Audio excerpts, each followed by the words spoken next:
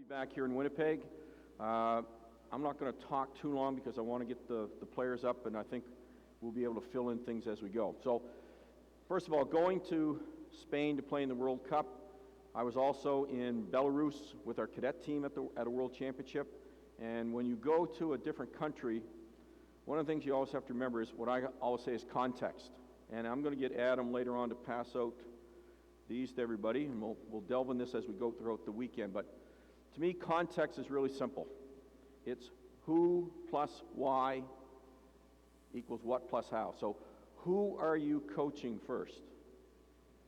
So anytime a coach asks me a question, the first thing I'm going to say, who are you coaching?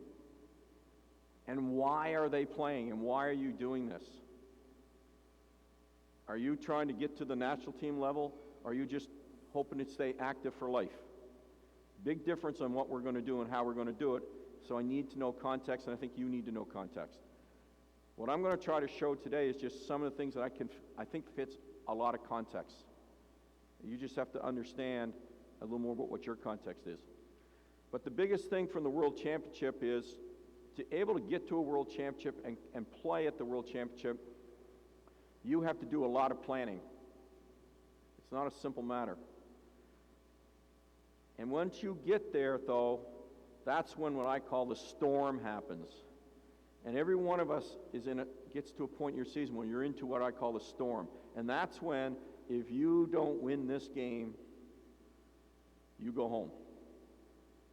And we're playing Spain in the game in the quarterfinals, decide who goes to semifinal. And we are winning the game at the start of the fourth quarter.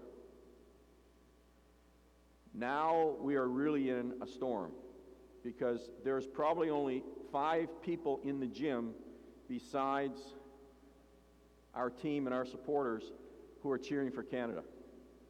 Everybody does not want to see Canada win. And the noise level, the pressure is very, very intense. And it's, can you do 3 things in the storm? This is what we figured out that you have to be able to do to win games in the storm. The first thing, you have to be able to execute. Can you get all 5 players on the court in those crucial moments, those crucial possessions, to execute? And if you haven't, do it on the sheet that they're passing out, do what I call use your heads. In other words, hold players to high expectations. If you haven't done that throughout the season, you are not executing in the storm. You have to be able to execute. The second thing you have to be able to do in the storm is trust one another. One of my favorite movies is Hoosiers. If anybody's seen Hoosiers, it's in the championship game.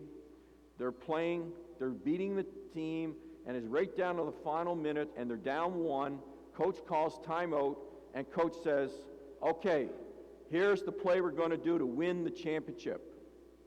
And we're going to use Jimmy as a decoy.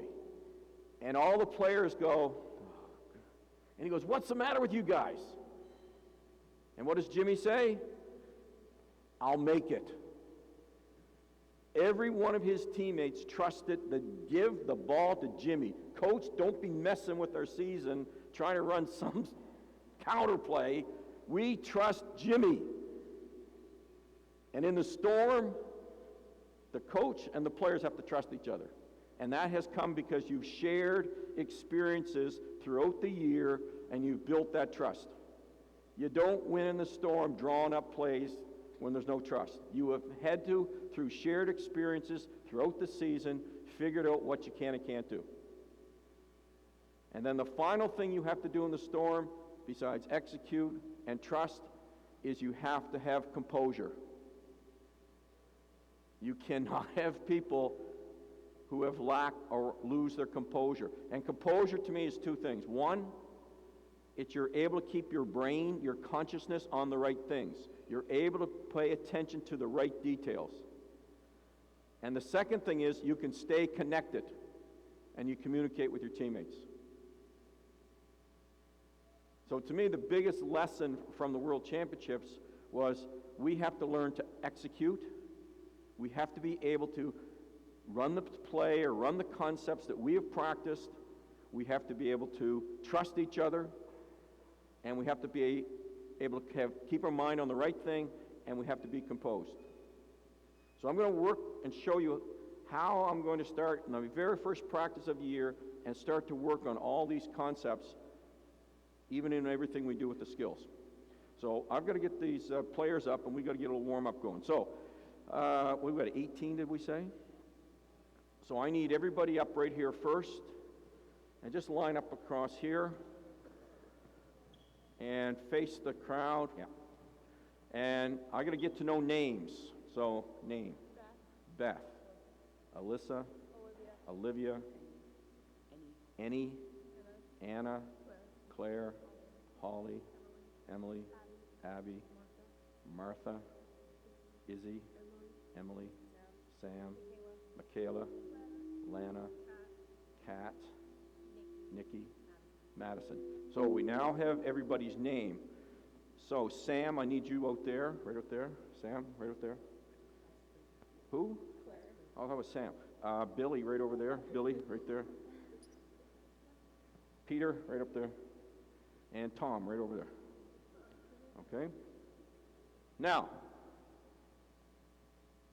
what's just happened? I'm learning a skill. What's the skill I'm trying to learn? Is their names. And I just made a mistake. I made 4 mistakes, didn't I? Did I make 4 mistakes?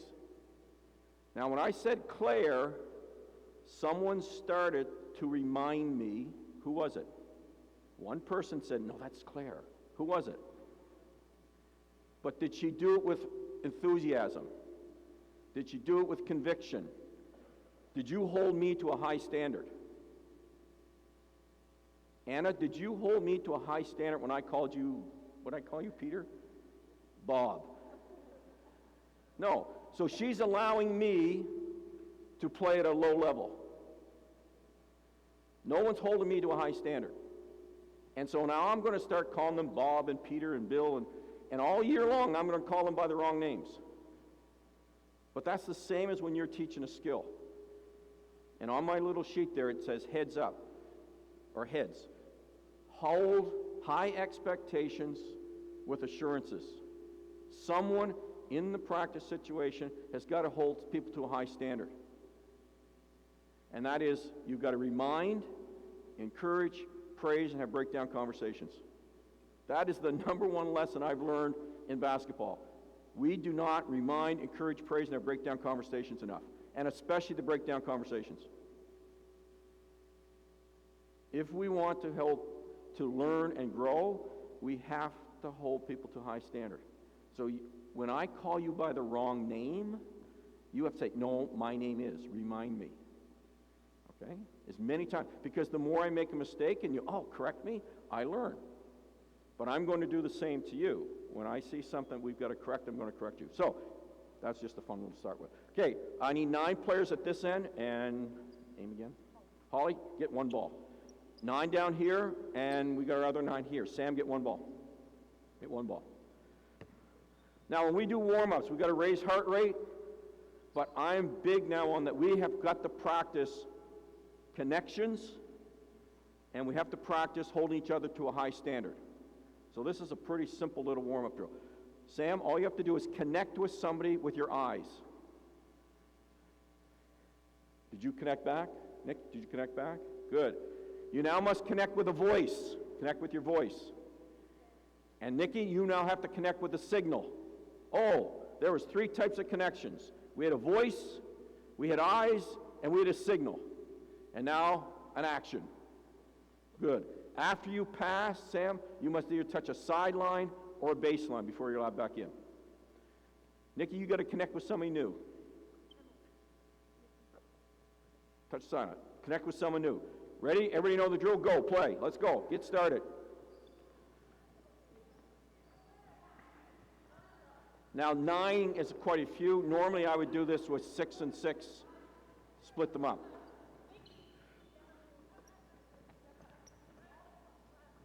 The main thing I'm watching for is the connections, the talking. I have to get them to start to talk. And stop. How were you holding? Were you holding each other to a high standard? Did everybody call names? Nice and loud. Everybody show targets? Anna, make a connection. Okay, as soon as Anna passes to Holly, the other people without the ball, you must call a name and exchange with someone else. You got to exchange. Now make a new connection. Play.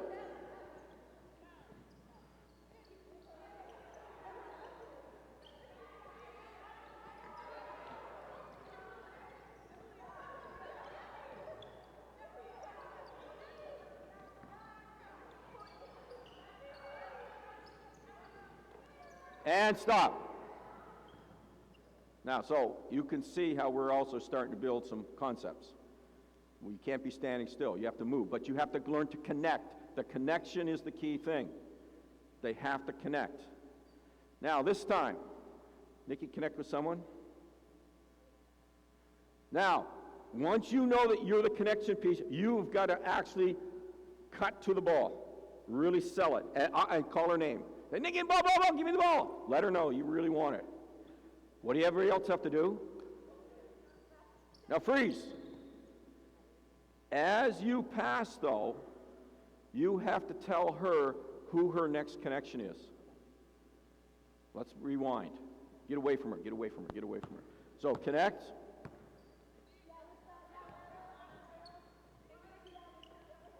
So you got to tell the next person. Go. Tell them who the next person is. Izzy, tell her who's the next pass.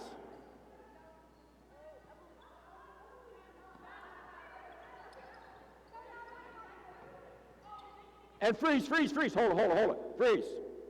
Did you hold her to a high standard? Yes, she did. What did you do? You reminded her what? Yes. That is a good job. You held her to a high standard. You didn't leave her hanging. You said, that's not acceptable. Tell me who I'm passing to. That's what we got to have. Go.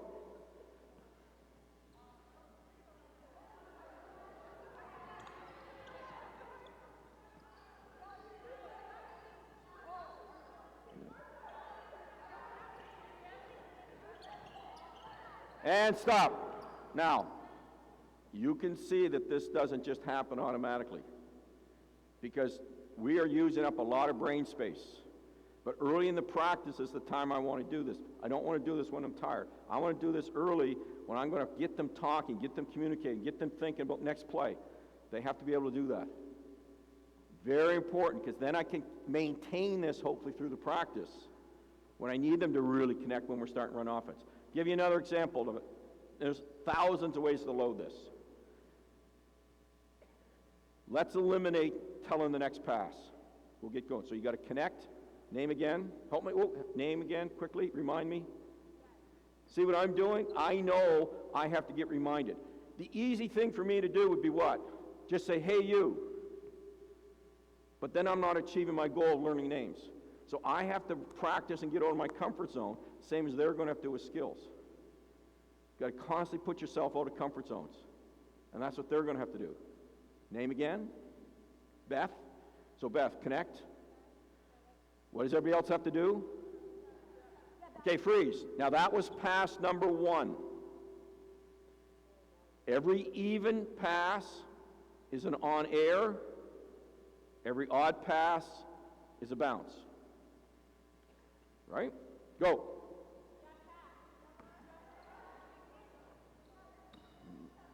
Connect.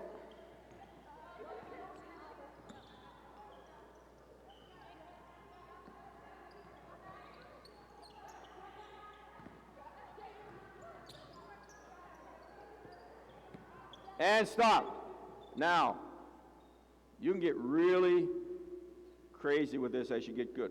What I'm doing now with my team is I'll say things like, a number divisible by 6, you got to do something. Or odd numbers that end only with a digit 2 or 3 on this, or whatever. You just make things up. But it's forcing them to have to really focus. I'll give you another quick example. So, any time it's divisible by 5, the person who passed the ball sprints to the other end and calls a name in the exchange. So let's say this is the 5th pass, Nikki. Connect with somebody. You sprint down there, call someone's name. Claire, you're down here, Claire. Play. Every 5th pass, you're trading ends. Go. Go.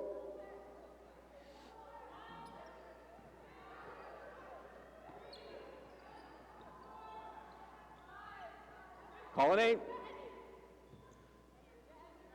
5th pass, trade.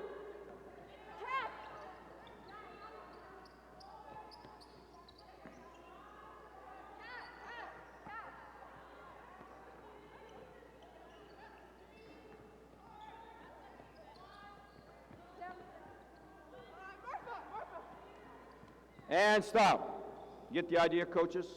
So the other thing I'm doing is, as I was saying, you've probably heard me say this if you've seen me before, is I'm hiding the vegetables in the spaghetti sauce, right? I'm doing some fun things, but I'm hiding some things that are important for them in things. We're getting heart rate up, we're getting some movement. Okay, let's line up along, let's go that sideline. Please, players. Just, I'm very concerned about safety, so I don't want to get them doing things without doing a little bit of a warm-up. So now we're going to do a little bit of movement prep. A couple things we're going to do, and we'll emphasize a couple things. Let's spread down. No, I want to do it the way we did it last night. Let's take Martha, line up on that side. Face them. So, yep, everybody face. And spread down, spread down. Spread down. Maybe one more go over there. Okay, spread yourselves out. Okay, so we're going to work again on connections. We're always practicing connections. And when I say the word connect, what are we supposed to do? Go, connect, go. Now remember, you cannot connect. You cannot connect. Don't worry, we only have that on video. Don't worry about that. You cannot connect with the same person 2 times. You always got to connect with someone new. Connect.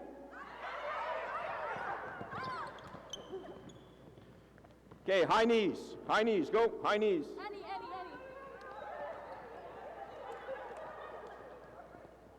Kick the butt, kick the butt, kick the butt.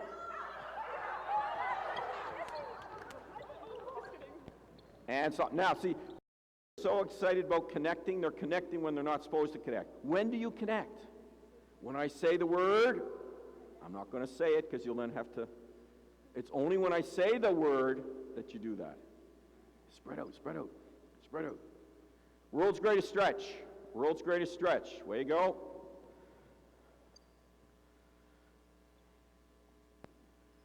Now, one of the things when we do these sorts of warm-ups, I still have to coach. I still have to be watching and making corrections. Okay, so we really have to help them. They're doing too bad. One of the things I want, they can focus on, Nikki, go again. As she gets better, go narrow with your hand. Challenge her to go narrower so the balance is not as easy. The wider she goes, so always keep trying to find a way to make it a little more challenging. Connect, connect.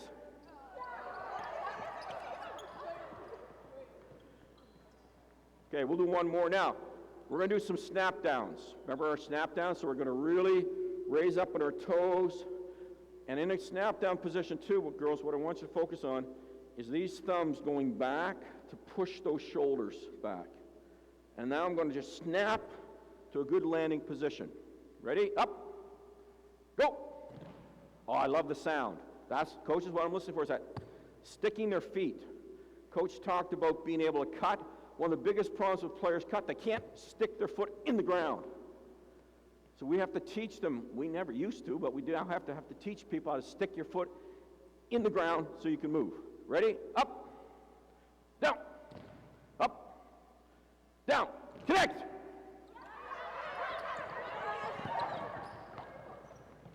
Okay, we're going on 1 foot. So we're down, we're up, boom, to 1 foot. Ready? Up, go. Up, go. Now, we're all going to go on the same foot, so when I go, boom, I can push and cut off that foot. which foot we want to go on. Which foot? Nice and loud. Left. We're all going left, and then as soon as you hit, boom, you're running on an angle on the left. Ready? Go! Right away. Oh, a run. Actually, boom, and run. So you're going to end up changing sides. Ready? Up. Left again. Go!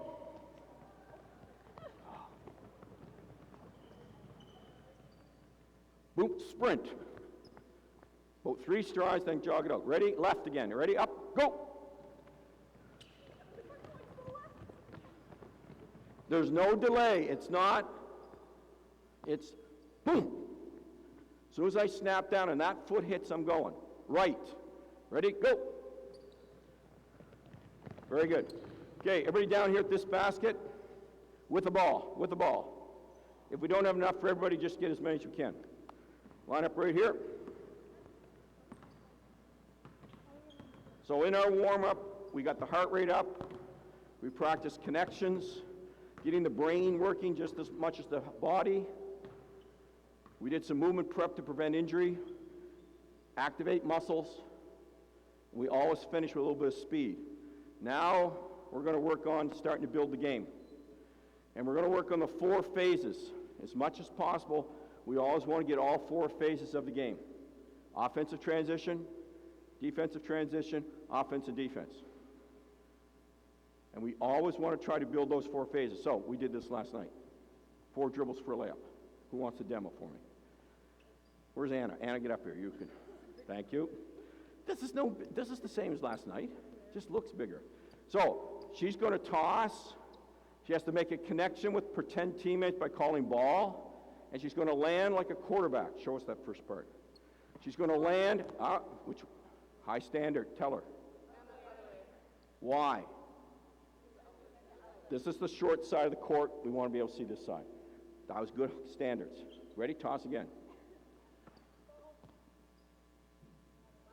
Thank you. Okay, see, sometimes it has to come from them. It can't always come from me. And you have to build that into your culture.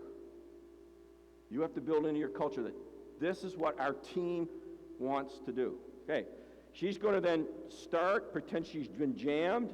She's going to twist, and it'll be your left-hand dribble, right? Or right-hand dribble, right-hand dribble. Right-hand dribble, and in 4 dribbles, she's got to score a layup. 4 dribbles. Context. I think even train to train can still do it in 4. Learn to train probably going to have to be 5. But they have to learn to cross their hands and really push the ball. Okay, go live. Push. 1, 2, 3. She might even get to 3. She could get to 3. The other thing, remember now, the new rules were allowed 0, 1, 2. Right? You're allowed the 0, 1, 2 step, and you can really go and extend and accelerate. Okay, Anna, come back down the other side. Let's go right away. Jump in. Yep, someone can go down there. Way you go. On your own. See, the other thing is, again, I'm hiding veggies in the spaghetti sauce. By restricting the number of strides, that is the best way to work on speed. So if they can't do it in 4 dribbles, ask them to do 1 less dribble than they did the time before. By restricting dribbles or restricting the number of strides, you make people have to run faster.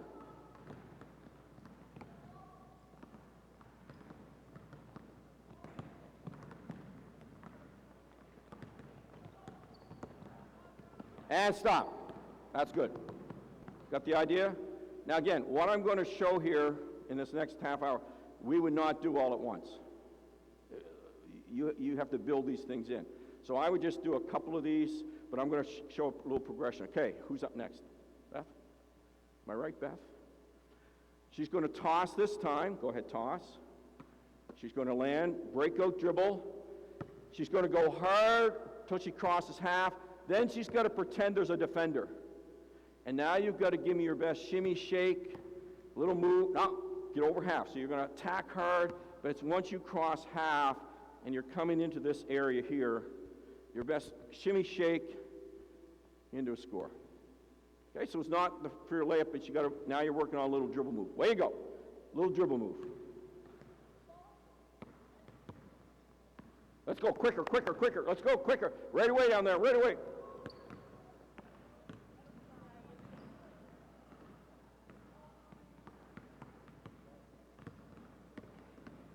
Now, eventually, this is warming up. I'm not a big fan of on air, but in warm-up, I think it's okay.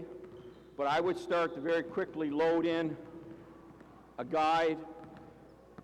And as a coach, I might just stand in this area.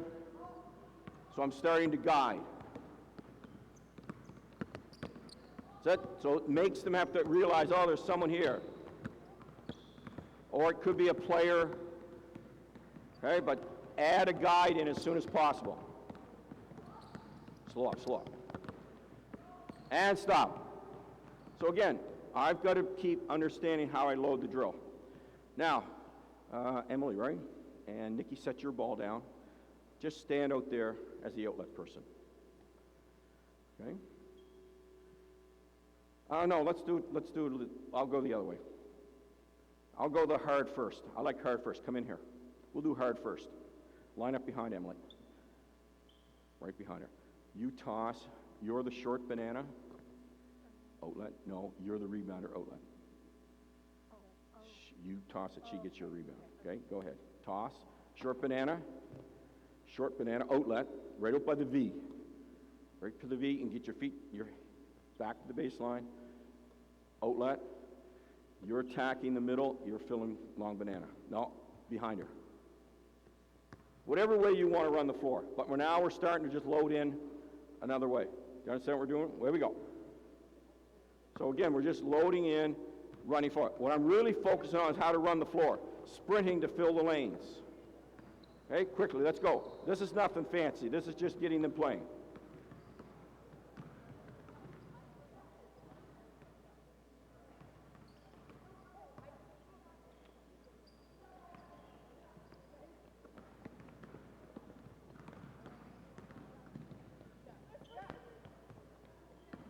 And stop. Now, players, how are you feeling about our connections? What's not good?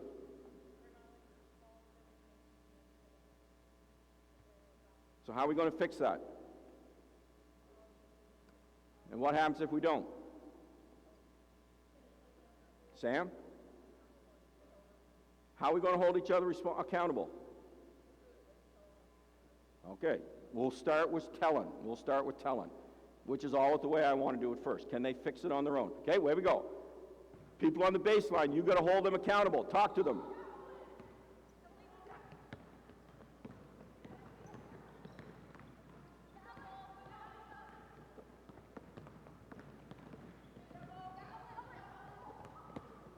And stop. Now, you can see I am not over-teaching anything right now. Because I'm not going to fill their brains up with too much information to make them robots. All I'm watching for, and if you look on my sheet on the, which one is it, on the back here, it talks about the big three. To me, the big three are, where are they here? The big three, bottom left-hand corner. PVAD, connections, and team decision-making. PVAD is positioning. Do they know where they're supposed to be? That is absolute my responsibility, and they have to know their positioning on the floor, offense and defense. And then you can see the second one is they got to be connecting. I'm correcting that. I'm fixing that. Then the third one is advantage, disadvantage. Well, in this drill, that's not there. But those, to me, every drill I've got to take responsibility for making sure those happen. But it starts with being in the right positions and connecting. Okay, we're going to load this up. Now we're playing one-on-one. So, Michaela, start, toss, freeze. You're going as the goalie.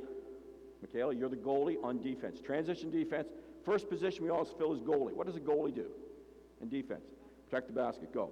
You're rebounding, you're one-on-one against the goalie. Okay, so now we're playing one-on-one against the goalie. Make sure we keep the basket clear. Same thing, right? Away we go, starting that out of the end. Here we go. Beth, go ahead. Start with the goalie. Goalie, attack. Whoa, freeze, freeze. You got to talk. What do you got to say? I got the basket. I'm the goalie. I got the basket. Let everybody know. Connect. Here we go. Whoa, whoa, freeze, freeze, freeze. Beth, what do you got to say? What do you got to say? No, you don't have the ball. You're the goalie. What does the goalie do? I got the basket. Start again. Play from there, Nick. Just play from there. Go. Claire, get ready for the next group, but just don't be in the way.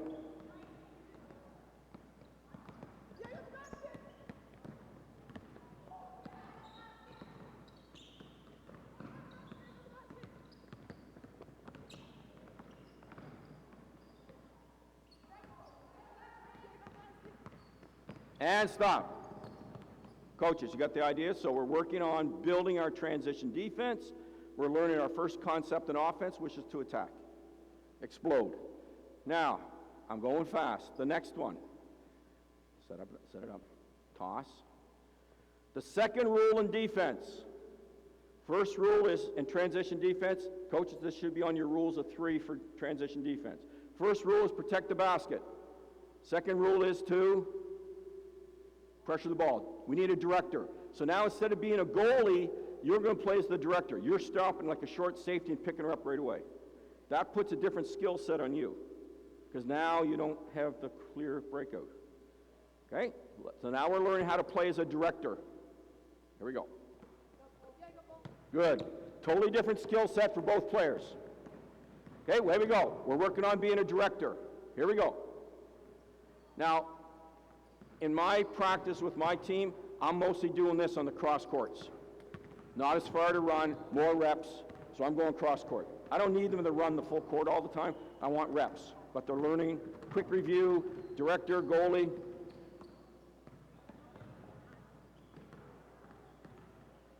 Talk what you're doing now. Call your roles. Whoa, whoa, freeze, freeze.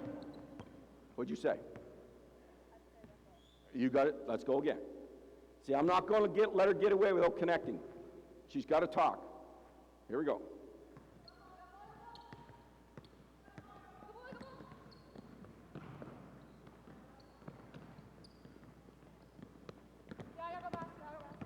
Okay, Michaela, you're up. And stop. Michaela and Claire here. Nikki, go as the outlet. That's a short banana. Now, this could be me as a coach, but I usually try to get a player. So now, the third rule of defense. We protect the basket first. Second thing, we pressure the ball. Third thing we got to learn to be is an interceptor or match up. Toss. You're going to be going back on defense, and you're going to be the interceptor. I'll show you what happens in a second. Toss. Get back as this long safety. Long safety. Where's a long safety? Usually right around half, Michaela. So you were the long safety when the, okay? Outlet. Now, freeze. Start to slowly dribble. Claire, fill the wing. You're the interceptor. What's an interceptor do? Here's the way I describe it. Find me a spot on the floor where you can protect the basket from Claire scoring, going long, but you can also be in a passing lane, prevent an easy pass. Find a spot where you can prevent Claire from going long for an overhead, but you can also deny the pass.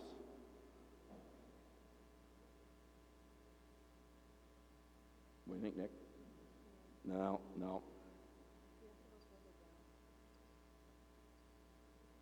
Okay, are you protecting the basket now?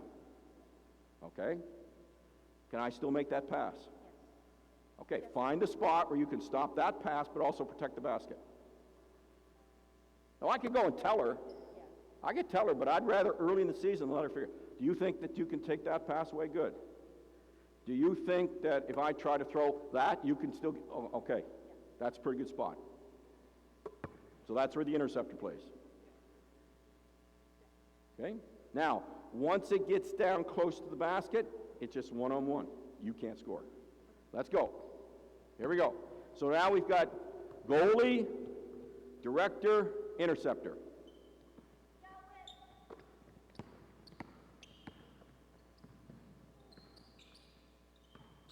Okay, here we go. Need an outlet? So it's groups of 3 now, groups of 3. Here we go. Slow down, slow down, slow down. Oh, let's go again, go again. You're the goal, you're the long safety, and then you're the interceptor.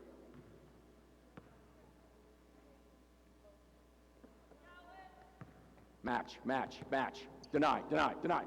Ah, too high. This one will take a little longer, and they got to figure, this is the hardest one. This is the hardest one, to learn to play off that ball.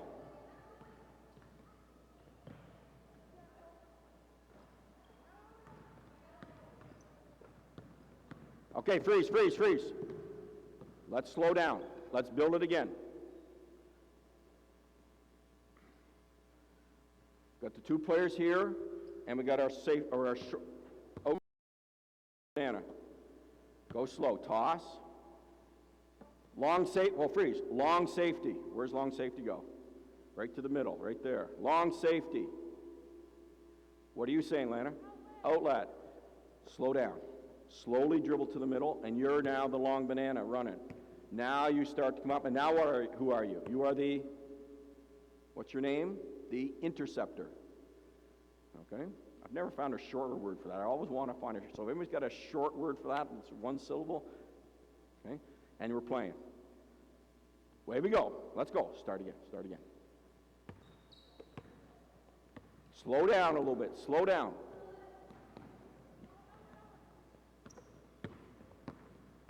Up, up, up, up, up. Too soft. Too soft. You up in those interceptor spots. Now one-on-one. Here we go. Long safety. Slow down. Deny, deny, Sam, deny, Sam, deny, Sam, deny, Sam. That's it. Deny, Emily, deny, deny, deny, deny, deny. Deny, Anna, deny. Up, up, up. Slow down, Beth, slow. You can see that the short safety's going too fast, or the outlet person. They just got to slow down. Everybody get a picture of that, though, you're understanding? You'll see in the next drill look a little better. And stop. Hold up. Give me 3 right here. In a straight line. Serbian tip. Serbian tip. This is going to be 1 offensive player versus 2. Toss, Nikki. Goalie. Goalie. Toss.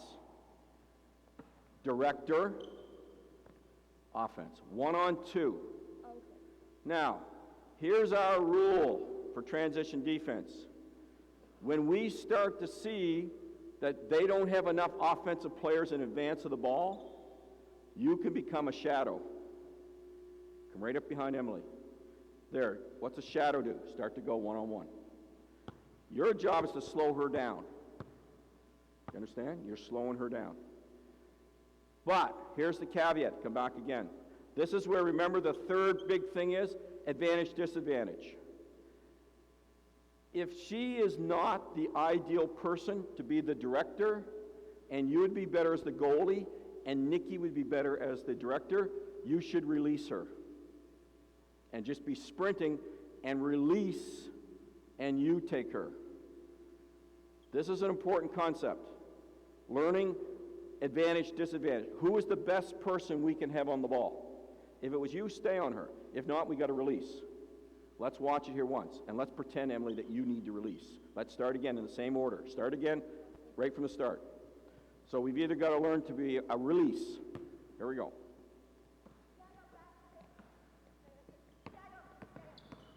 Good. Now you're playing. There's a shadow. There's a shadow, that's right. Now we're learning also, excellent. Now we're learning on offense, beat mine, but now I got to beat help. That's an important skill.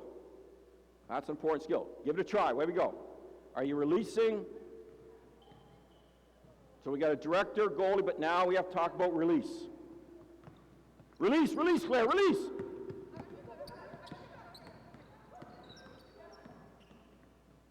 Whoa, whoa, whoa, whoa, freeze, freeze, freeze. Our standard is ball pressure, hands length away. And you got a shadow, because if she beats you, you got to help. Play. Here we go. Whoa, freeze, freeze. Lana, you got to talk to her. You got to be giving her confidence. We're building trust. She's got to trust that you're there for help, and that only comes by you talking to her. Okay, start back there. Talk to her. Build trust. Here we go.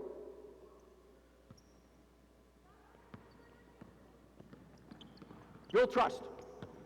And stop, stop, stop. Players, we must build trust in each other.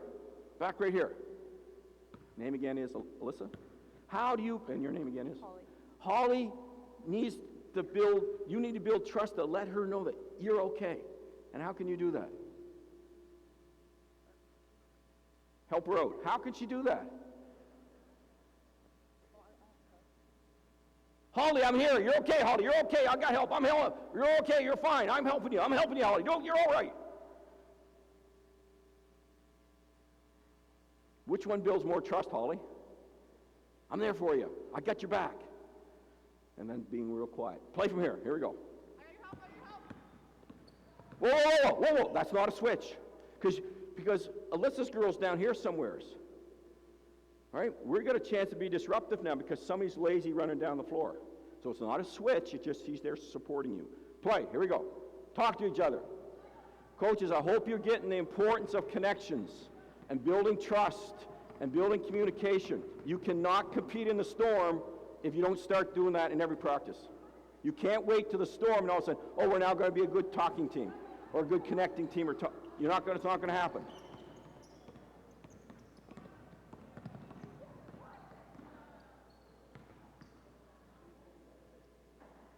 And stop. Just as you get comfortable, I'm going to switch it up.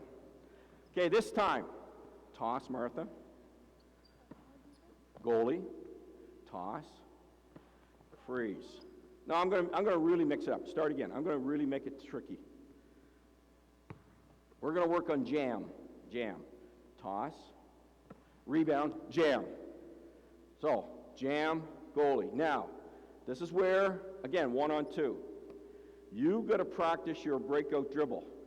And I guarantee you, her first instinct is going to be to dribble to the sideline, or more likely, she'll dribble with her right hand over there for a lot of players.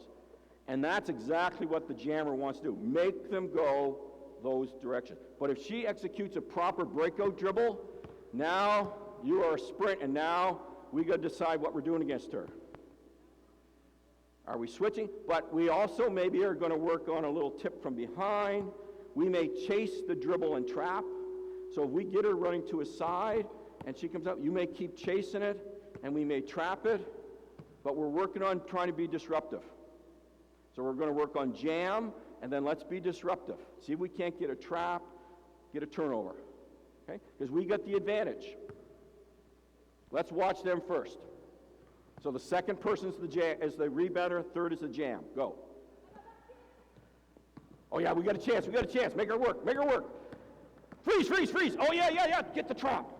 Now there's two types of traps we can do. Let's come back again, Beth.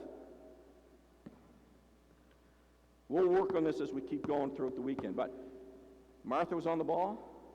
Martha can come up and trap that way, or Martha, you were on her. Sorry, you were on her, Martha. Martha can cut her off, and you keep chasing the dribble and trap. Right? Or the other person comes up. We had another person. So really work to see if you can't get a trap. Now, we got to be careful in this one. We can only have one group go at a time because it gets a little crazy. Let's have a group go from this end. Claire, your group's up. Ready? Here we go.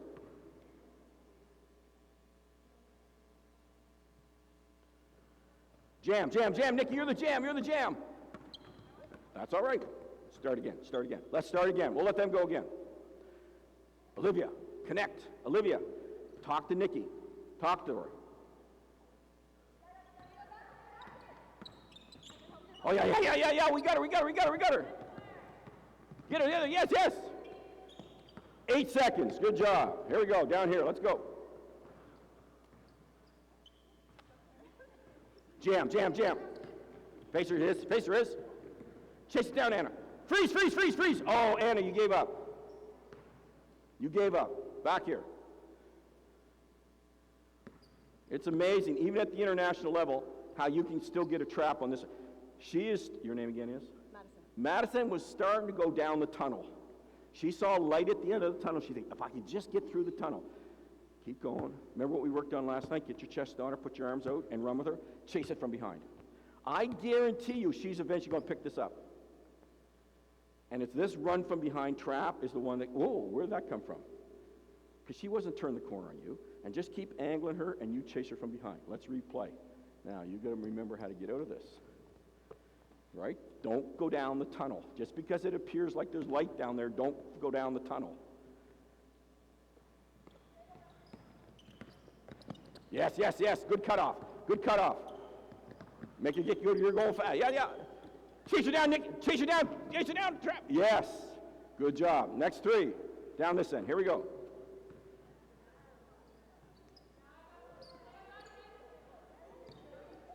You keep it and you go. Let's start again. Here we go. Now this is a lot of brain space being used in a short period. I would never do this all at once.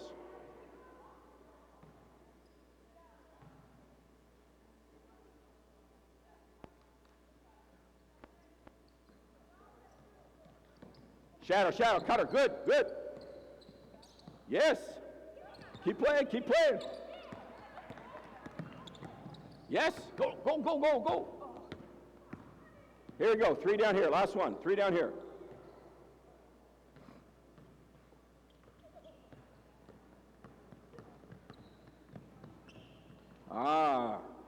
We get going a little too fast, and stop. Okay, let's set up another one. Oh, what happened? You're the only one down here. Let's go to this end. We'll go this end. Set up 3, good.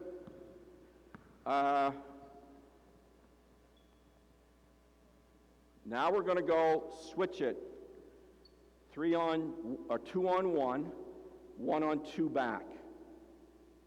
So, long banana. Sorry, goalie, my mistake. Defense, long banana, breakout or whatever. And it's 2 on 1, but it's 1 on 2 coming back against who? You're going against those 2 come back. Don't worry about an inbounds, just take the ball out of bounds and if they score.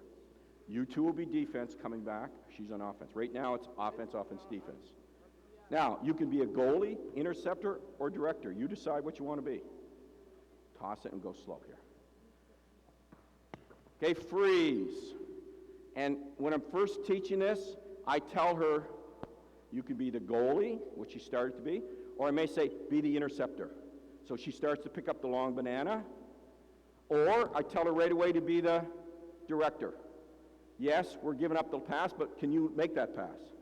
So when we're first learning, we would put Sam in a situation. She's learning the 3 different words, and we're seeing if the offense can react to it. Okay, so I'm going to whisper to you which one you're. Be the director. Shh, you aren't supposed to hear that. Here we go.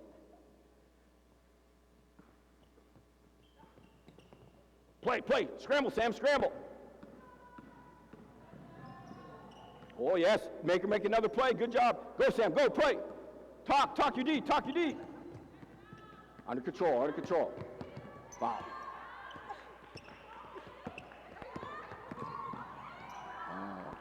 Okay, let's get one more group up. Who's the first in line? Be the interceptor. There we go. You're the long, Lana, you're the long banana. Long banana, Lana. Deny the Lana, deny Lana, deny Lana. Deny Lana.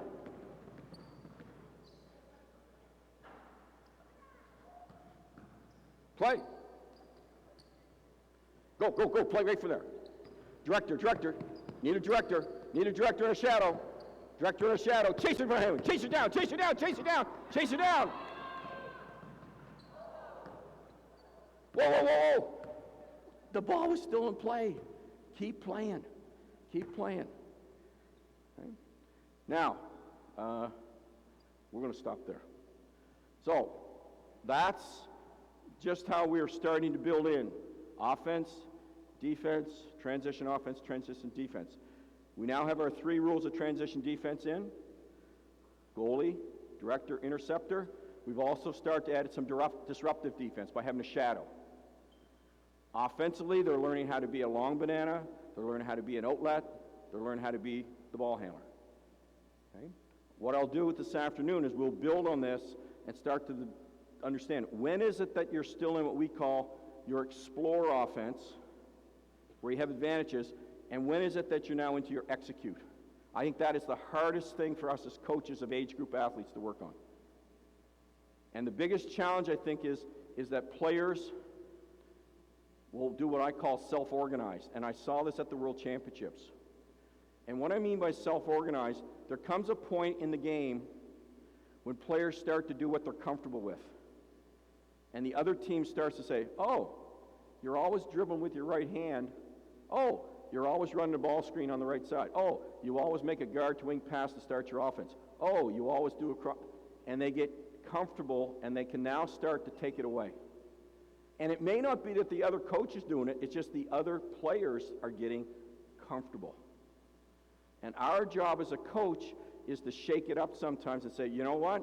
I need a little change right now. I got either through a sub, or I got to call a set or something, or I got to get my players to focus. Hey, we have to use our left hands now. We're always going to the right. And if we don't hold them accountable to that, they will self-organize. And you can just see the point, and that's even at the World Championships, when the other team starts to get comfortable. And your players start to do the same things over and over. And you put that into the storm, and now you got to make a big shot, or you got to make a big defensive play, but the other team knows what you're doing. It's not going to work. You've got to stay fresh. You've got to be able to be thinking. You've got to be able to be reacting in the storm. Any questions? I'll keep building on this. If you have some specific things, I'm around all weekend, more than willing to talk some basketball, but I'll keep showing in some warm-up stuff and some different skills, because what I'll do is, you'll see this afternoon, I'll break down some of these skills that they need to work on. But I always like to do it hard first, more through a games approach, where we actually are playing more like a game. Then we pick out the skills and go do skill work. Instead of, I'll be honest, boring skill work to some mystery game we might get to play if the coach decides. I'd rather we're always playing games. But then we can go and work for a little bit. I call them pre-competitions now. I call them pre-competes, where we actually work on a skill, really pay attention to it, then let's go put it back into the game. Because I find it really helps them understand it, and they're more likely to work on and pay more attention to it. Just want to comment on the concussion piece. As a former high school football coach for 25 years and a basketball coach for the same amount in national teams, this is an important issue. And I think the most important one for me is what can we do to prevent them? And I'm just going to show you two things that I think are very, very important in teaching prevention. Martha, come on over here. So if Martha has a ball, I think we have to just get in a good stance. And especially when you start talking about ball pressure defense, one of the biggest problems is players, we tell them to get their head on the ball and things like that, and they play like this. And especially if she's kind of a little bit of a turn, and I'm playing like this, that can lead to a concussion. Not intentional. So I have to learn how to protect my head. Girls, just move this way so some of the coaches can see. But I have to learn, so when I'm in a stance and my hands are up, that my head is behind my arms. Not this. Especially if she got a rebound and we were doing that breakout dribble and I'm a jammer, I don't want to come up and jam like this. I have to jam from here, so that will take the elbows. It may seem like a little thing, but it is a huge thing. I'm entitled to that by rule. I'm entitled to my cylinder. My cylinder is not like this. My cylinder is allowing me to have my arms slightly in front. The second thing is how to take a charge. I think you have to teach players how to fall and how to protect their head when they fall. And here's a simple little way I do it.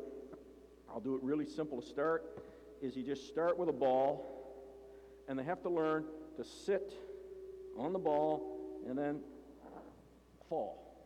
And I'll do it out here where you can see. So I'm learning that the first thing I do when I get hit is what happens. I do a hip hinge. I hip hinge, and my head goes this way. It's not, so I get hit, my head comes in, I'm tucking my chin in, and I'm falling on the meaty part, and I'm not putting my hands back. So the next progression is they roll the ball. I got to get in front of it. I got to cut them off.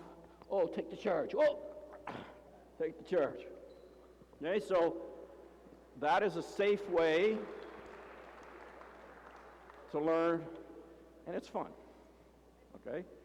So, but learning how to fall properly, one, not to break your wrist, but also to tuck the head instead of throwing the head in. Okay, so I think that's an important thing we can work on. Okay, everybody got a partner?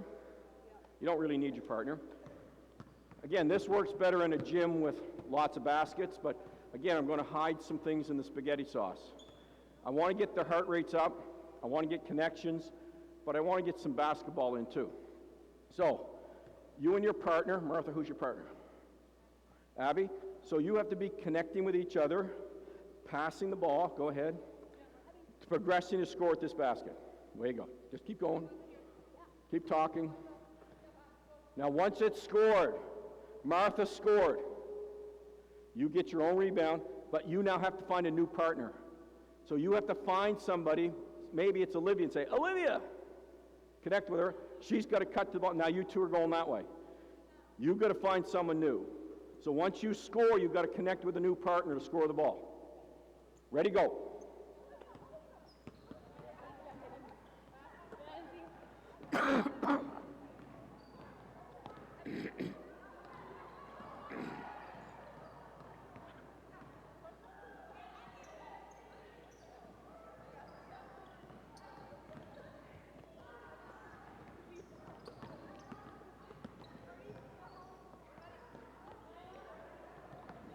And stop. Now, here's where I start hiding the vegetables in the spaghetti sauce. We are not allowed any passes where my chest faces my teammate. Those are not allowed. I have to work on where I'm passing behind the back, a hook pass, a little pocket pass, but I'm working on the passes on the periphery. Now, girls, this is a dangerous because we don't have all this spacing, but let's keep our heads up. We're not going real fast. We don't want to have a concussion. So let's slow down a little bit. Be aware. Way you go. I got to hear more talking, a little more talking.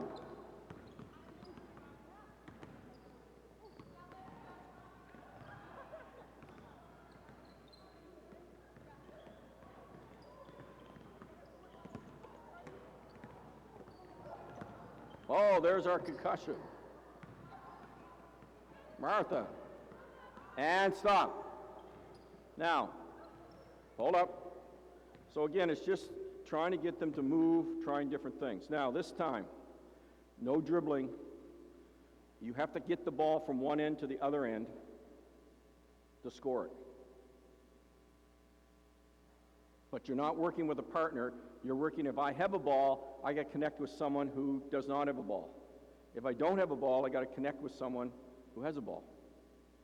So, who are you going to connect with? Nikki, pass. No, too long a pass. All our passes have to be about 15 feet. We're not making any long bullet passes. Right, Martha? No long passes. So you got to connect with some close. Now, if I don't have a ball, I got to talk. Pass. Now, once you've passed, you're going that way now. But you've got to pass the ball. You're going that way now. Play. Where you go? Get the balls down the floor to score.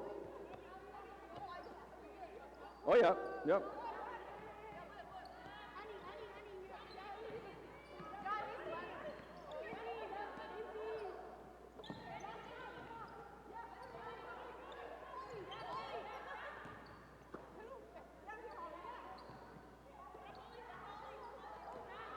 And stop. Now, Beth, make a pass. Now, which basket are you now scoring at? That way. So you've got to get in front of a ball of somebody. Who can you get in front of that has a ball? Good. Now, you're that close, you're probably scoring. Now, which way are you now scoring? So let's say you know the ball's here. What do you have to do? Get in front of this ball and be talking to her. So you got to learn to get in front of the ball and connect with somebody. Go.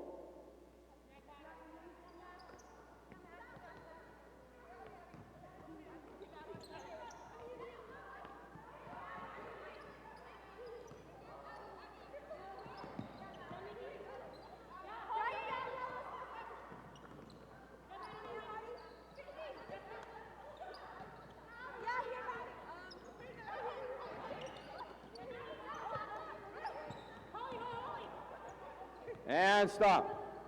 Chaos. Absolute chaos. I love chaos. But they're having to talk.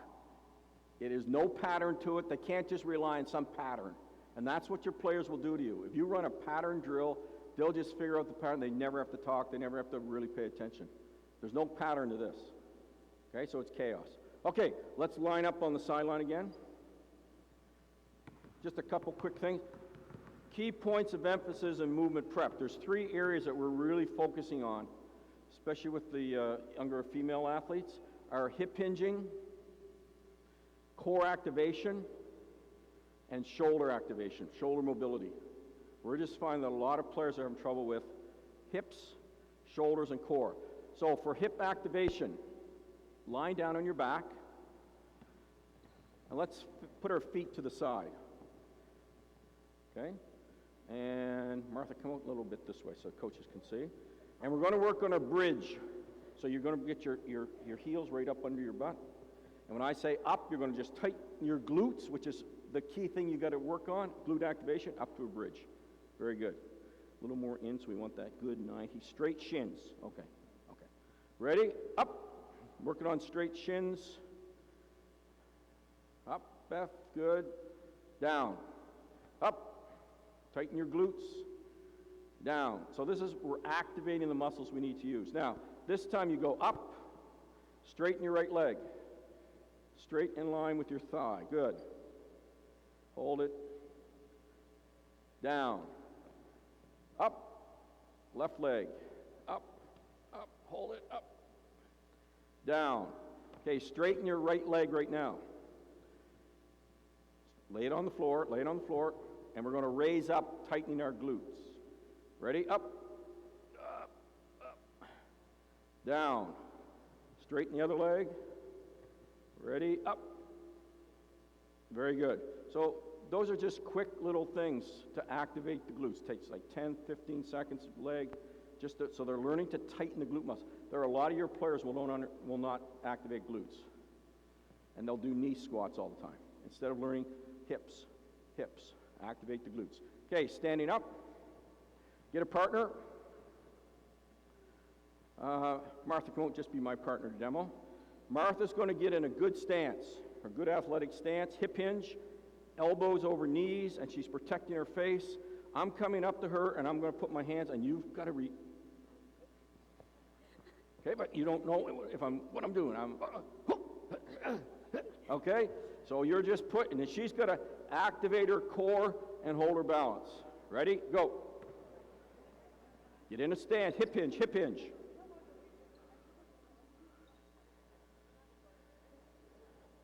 Go in group of 3, Nick.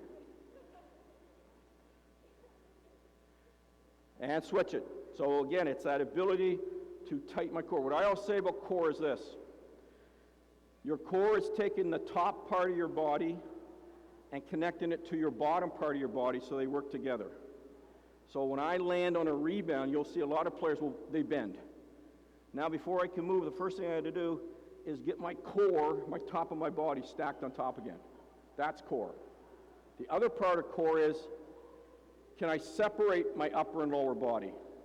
I had the girls this morning do a drill. They were running, but having their chest like this. That's learning to separate upper and lower body, have them do different things. Or if I pivot, can I turn?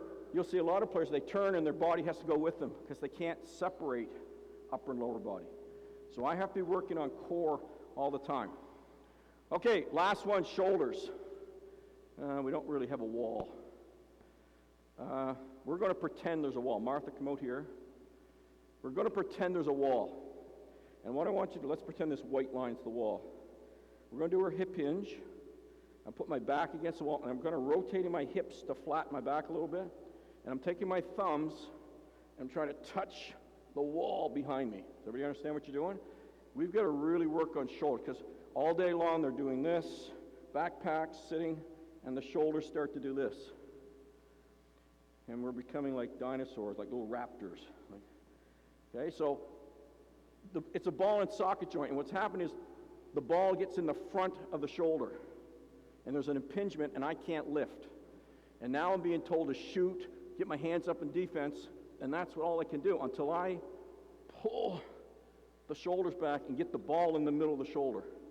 And we're just finding more and more players have these shoulder impingements because they're always out here. So we've got to get them back and then get the arms up. Does everybody understand what you're doing? Way you go. I should see the little fingers. I shouldn't see your palms. See, here's another cue. If you see people or you see the backs of their hands when they come to talk to you, and they're doing this, you should see this. You should see their thumbs. That tells me my shoulders are back. But when you see your players and they're talking to you and they're walking, and you're seeing the backs of their hands, that's when my shoulders are rotating in. So I've got to, here. Right? I can already see a bunch of coaches doing this, sitting up straight. That's good. Okay? Now, if we were on the wall again, I'm in my hip hinge, up, then we do our wall angels. Okay? And you should feel the shoulder blades coming in. So again, these are just core areas. There's all kinds of things we do, but being aware of activating the glutes for hip hinging, working on core, and working on shoulders. Okay, we're going to get some jumping. Does everybody have a ball? Can everybody get a ball quickly?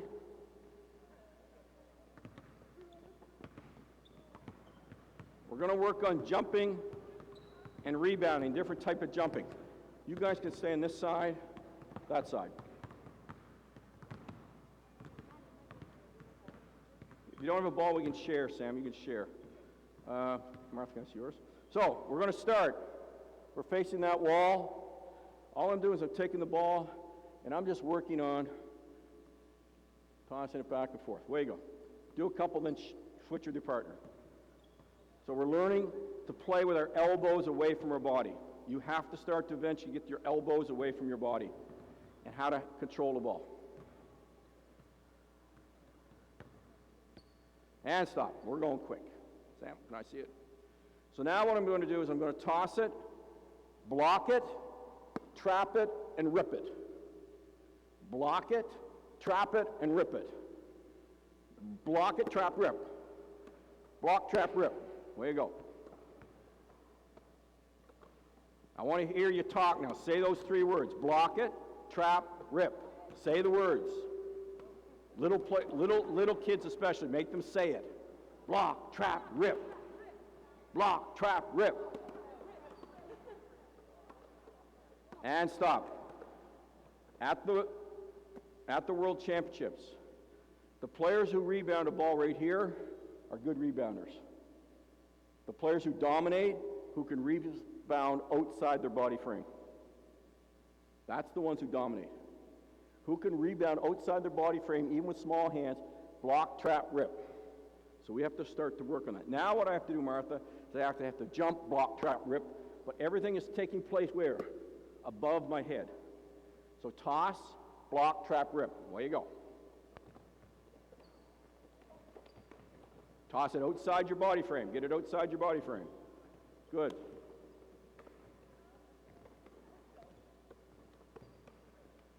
And stop. Now, here's the really good rebound. Here's the really dominant rebounders.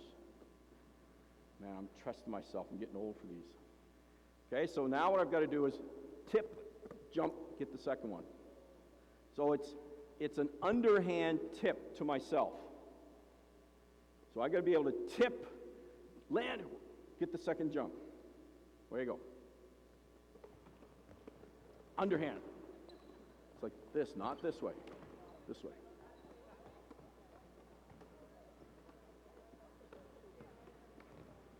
And stop. So where this one takes place, players, turn your back to me. She's got a good box out. The ball is there. Without fouling her, when I'm trying to tip it and get it the second time. That's what I'm working on.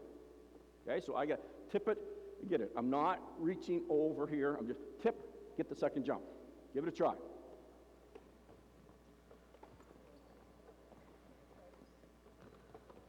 Okay, now partner up and do just what I did with Martha. So Martha's just a guide for me. She's pretending she's boxing me, and the ball's just there. Now I got to be careful with feet, so we're just practicing that I'm tipping without fouling her.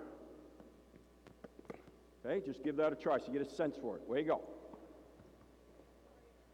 Somebody's boxed you out. Find a partner. Just watch out for that other ball.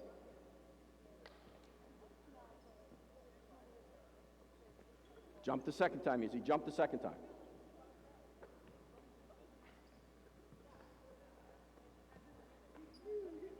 and stop. Now, set the ball down. We're going to go back to our brace. So I'm in my brace position, or sorry, my snap down. I'm going up, and I'm going to snap and land. Now from this position, I'm not going to go really far. From this position is where I have to be able to jump the second time and rebound. Now here's one of the big problems, coaches. A lot of players, when they jump, and I'm boxing, come here, Martha, please. I'm boxing Martha out. I'm wide. But I can't jump from this position. Players, why can't I jump from this position? I think we talked about this last night. Olivia, why? My power's going like this. It's pushing in here. It's not getting me up in the air. What was the other problem? No matter what I do, I'm susceptible to my knees going in. So if I was in a brace position, I'm ready for the box out. The first thing I have to do is a gather step. A gather step, I've preached on these gather steps ever since I've come to Winnipeg, and I still don't think people understand it, not just here, but around the world. If I put my weight on my toe, push them in. Right, pushing me. But if I brace myself and I put a stake in the ground, my heel, push, push, push, push, push. Okay, I'll put it up on my toe, push. Okay, she's got, and because picture, I want to go there. As soon as I'm on my toe and she starts to push at me, she controls me. But if I brace myself and gather step, push, I can still, when I want to go for the controlled jump. So that's what we have to do. It's brace, gather step, get my hips, my feet are under my hips, and now I can jump quickly. So here's what you're going to do. We're going to go snap down, land, gather step, jump. Okay? Ready? Snap down. Gather step, jump. Good. Ready? Go the other direction. Ready? Snap down. Gather step. Jump. Now, this is not a gather step. A gather step is just a little heel to toe. If I asked you to come across here and shoot a ball, every single one of you would go heel, toe, shot. You'd all do that. Everybody does that. Well, it's the same thing in this. Just a little heel toe, a little gather step, a little gather step. Okay? Ready? Snap down. Gather step. Jump. Now, this on the gather step, though, I've landed. It's just a quick. So watch what's happening in detail. Here I'm rocking heel to toe. I was a high jump coach. I used to do the Western roll, so that's how I used to jump, but now would be the Fosbury flop. But it is a heel to toe. Would you agree? I also used to coach long jump. On the plant board on a long jump, I don't plant my heel. What do? Boom. It is the ball of the foot because I'm trying to go for distance. So you have a combination. Here it's heel to toe, toe. Heel to toe, and when the toe, both toes are coordinated. Heel to toe, toe. That's what we're working on. Ready? Gather step, snap down. Ready? Go. Jump. Good. This is why volleyball, I hate people say, well, you should never talk about volleyball. Volleyball players know how to do this. Right? And it's a great transfer to basketball, but sometimes we have players who never learned how to jump. Okay? So, remember this, we'll come back to it. Okay, need a partner. Yep, partner the ball. Quickly, partner the ball. We're going to progress in some rob shooting, I call it. Rob shooting. Rob stands for range, open, and on balance. I will contend that most shooting drills that coaches do only deal with the balance piece. They don't really take into consideration range and open. So if I just do a classic shooting drill, Martha, go down on the wing. Abby at the foul line. I'll go right around the basket. Step into that white hash mark there. Give the ball to Abby. Abby, you're just going to pass. Pass to her and shoot and just be a rebounder. Okay? Now, just keep going. So this type of shooting on air, it is not challenging Martha on range, and it is not challenging her on openness, because she's already at a designated range, and she's already open every single time. So she's not making any decision. There's no decision making to that shot. There we go. Okay? Now, and I just think we spend way too much time on shooting. That's good. On shooting that emphasizes the balance. And balance to me is two things in balance: alignment, and then a rhythmic backswing to force generation through a high shot block. That's what coordinator rhythm is. That's rhythm. So there's two parts to balance. It's your alignment and your rhythm. Very important, don't get me wrong. But just as important is range and openness. Am I in my range, and was I open or not? And I'm trying to develop world all-stars.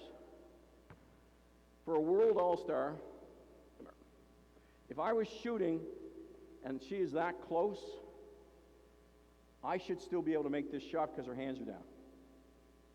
But yet I would guarantee you, most of your players, oh, I'm not open. But if her hands are below the ball, I'm open. And at a world level, you put your hand up, that's still open for a world all-star. You're going to make some of those shots. But if you never allow them to practice that, and they only think this is open, we'll never develop great shooters. Never. Because they never get to make those decisions about what was open or not open. So we're going to look at how we start to build this up. So I'll use you two to demonstrate. We did this last night. Come on over here, Abby.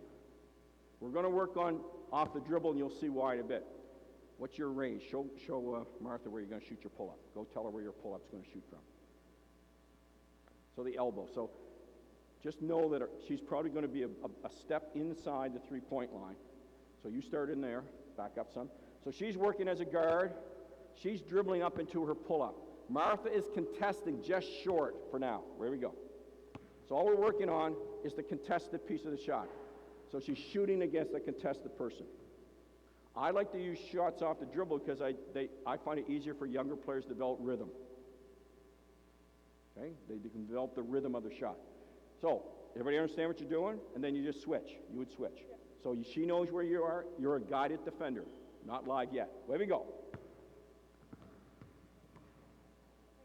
Okay, And there's odd numbers. You can be an encourager. You help out. Here we go.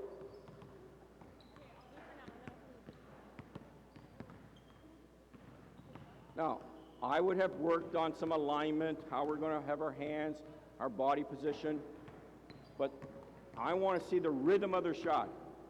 That rhythm of that backswing, force generation through a high release point. And stop. Now, we are working for brads. What is a brad? Back, rim, and down. This is the rim. We want it to hit the back and go down or straight swish. The worst shot is that front rim shot. It has no chance. We must get the ball to the back rim. Get the ball to the back rim. And one of the ways you can have this is get the players sometimes to start to say what the shot did. So they'll start to be aware. Just say. So Martha, you're going to shoot your shot. Go ahead. Where was it? Swish. You just say swish. Okay? Abby, come on out, shoot yours. Shoot yours. Where was it? Side rim.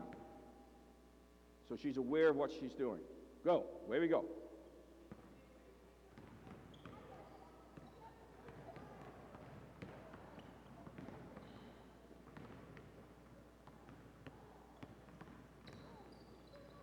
And stop. Now, this time, Martha, Abby, set it up. Abby comes up towards Martha. Let me have the ball, please. I come up to Martha, and just as I get there, I give a little hezzy raise. I'm just lifting my eyes. I'm catching her eyes, and I raise like I'm shooting, and then I'm pushing either to the side or I'm doing a crossover to my shot. Okay, give us one demo. Right into your shot. And now what Martha's working on is a good short cutoff.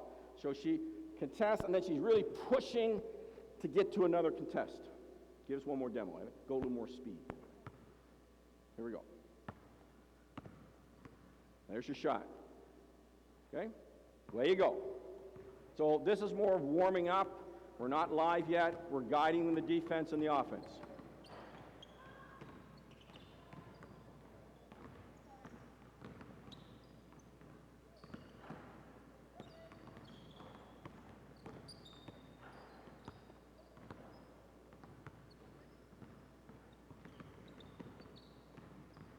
And stop. Set it up again, Martha. So Martha has the ball, Abby your D. We engage the defense. We give a little hezzy fake, whatever. Now we attack, but she stays with us. Now we have to do step back. So we plant and step back. And I think even at, say, 13, 14, you can start to teach a step back. And it's that push, triangle step into a step back. I think it's a very good offensive move to learn at all ages. And it's also a step back cross. It's a very good dribble to have. Okay, so away we go, step backs.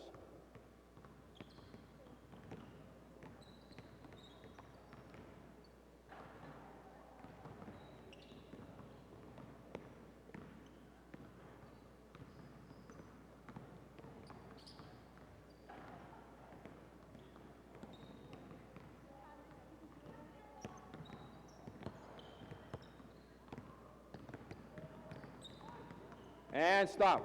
Hold up. Now we're going live.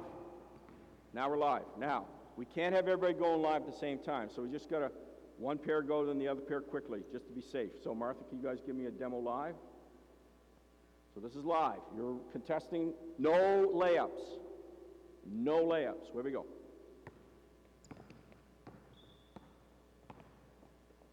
Oh, now she's learning what open is. Where we go? Keep playing. You're learning what open is.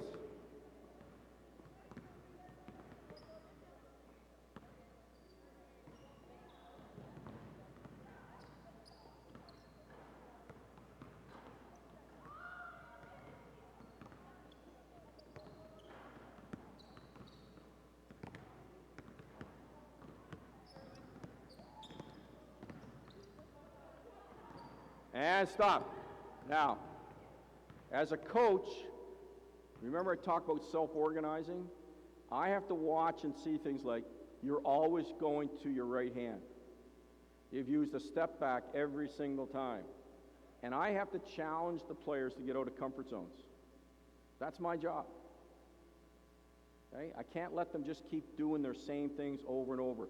And my definition of play and compete is real simple.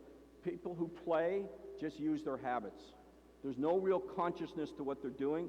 They're just using their habits. Someone who competes is freeing up brain space to figure out where can I gain an advantage.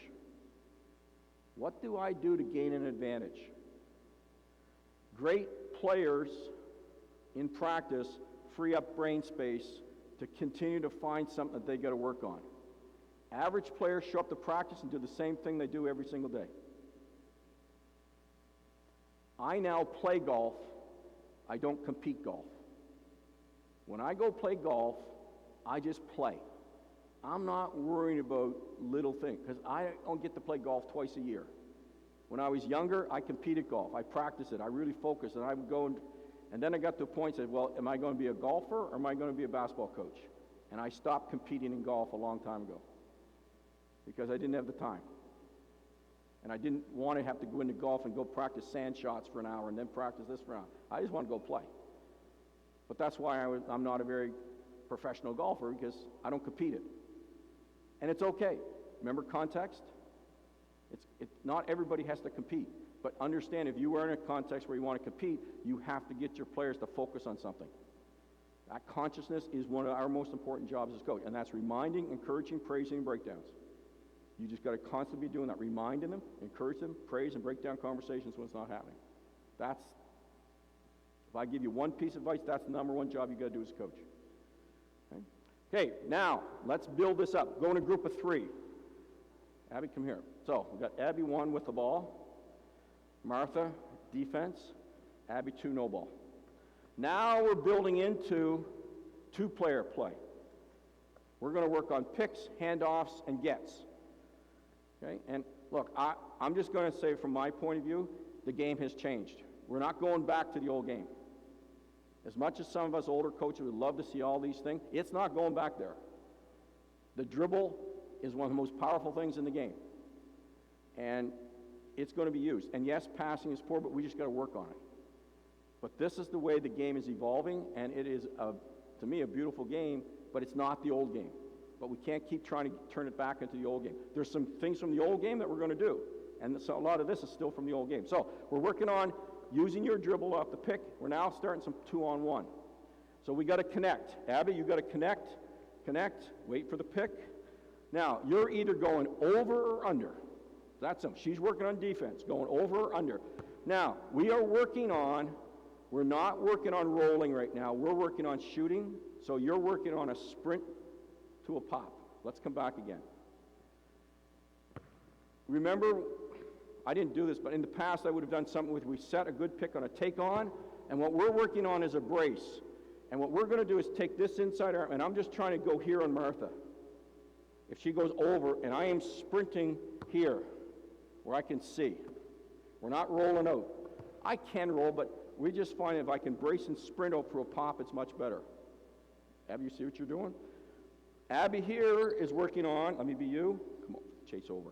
I'm either working on a pocket pass,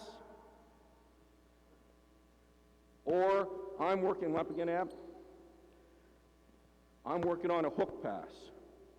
We are not stopping and pivoting. Oh my goodness, that's shocking, oh my goodness. But we've got to get away from the fact that all our passes have to be where we dribble. I will guarantee you, go back at your team and watch, I'll guarantee you 90% of the passes go right in this plane. Good players start there, great players can pass here. We have to get away from always passing. So most ball screen offenses I see, come screen, I come off, if I pass, it always goes right there. Whoa! It always goes there, because that's where they see. We have to start working on this. Here is the girl from Belgium. Incredible. Incredible. I don't think I can do this. Abby, come set the pick. Be ready over there. She came off this pick and she went like this. And it was a bullet. It was like, boom! And it was from here. I'm like, how did she, even Pete Maravich didn't do that. Next time she had the ball. They ran the pick, set the pick, Abby, and pop out. She attacked hard here and she went like this.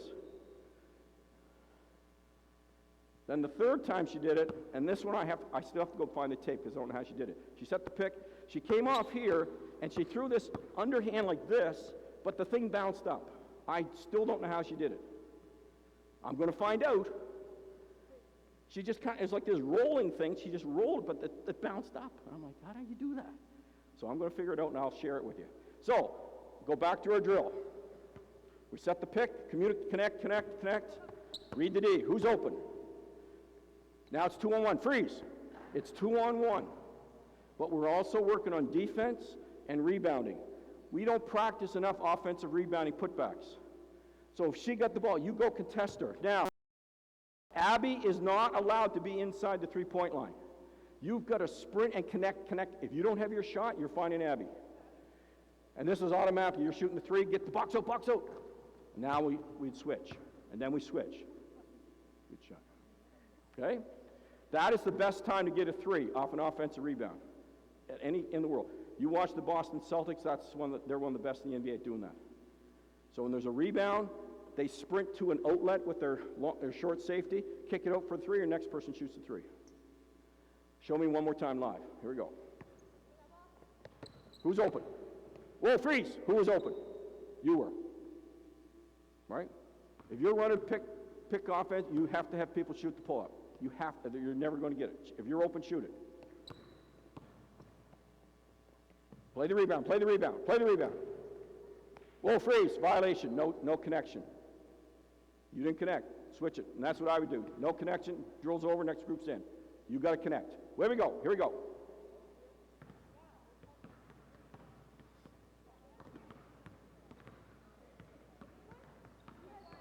And stop. Hold it. Now, are you girls high-level players? How many reps have we gotten in so far? None. This would not be acceptable. Tonight, this will not be acceptable. As one of my favorite, now none of these players will know it, one of my favorite movies of all time is called Cowboys with John Wayne. And in it there's a famous line, he says, "We're burning daylight." He gets them up at like 4 in the morning, says, "We're burning daylight." Well, that's what's just happened here. We're burning daylight. We're wasting time. We got to get quicker into drills. Let's go. No burning daylight. Play the rebound. Play the rebound. 2-on-1 shooting. 2-on-1 shooting. Who's open? Good. Play the rebound. Play the rebound. Get the three. Get the three up. Okay, switch it up. Here we go. Next three.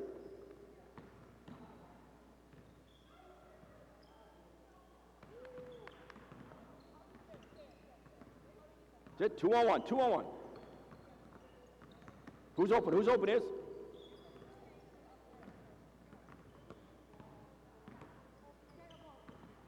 Sam, see your shot. See your shot. And stop. Coaches, any questions on that?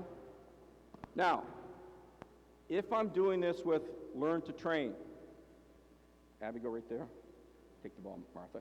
Start in your range. Start in your shooting range. Where's your shooting range? Where's your shooting range, Abby? Martha, start in the key with the ball, defense. This is how I do it with little players. And if somebody asks me a question about building my zone offense, this is the start of my zone offense too. Learning to shoot a 2-on-1. Pass and play defense on them.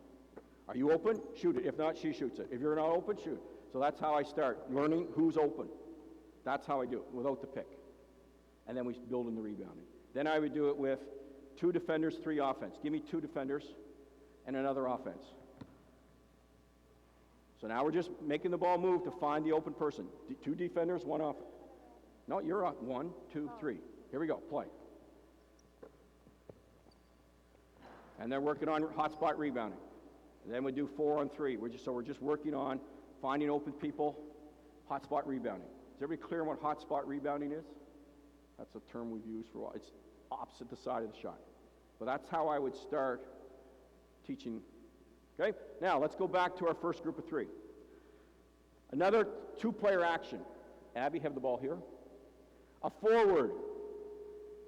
At train to compete, we have to start talking about positions, guard, wings, and forwards. Train to train, sometimes there's a definite guard and a forward, but mostly there are 2 positions. Learn to train, everybody plays everything. Guard over there on the wing.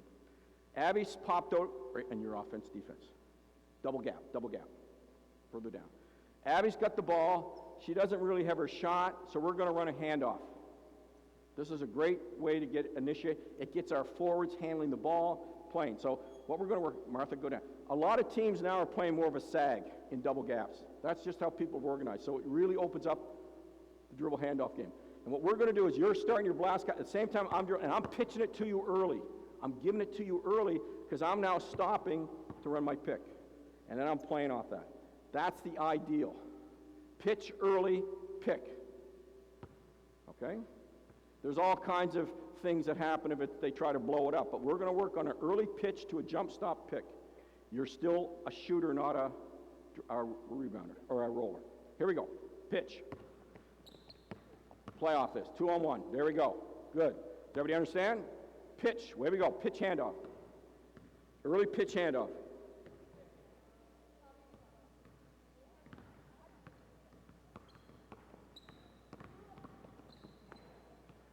Martha, sprint to space. After you sprint to space. Don't roll in. Sprint to space.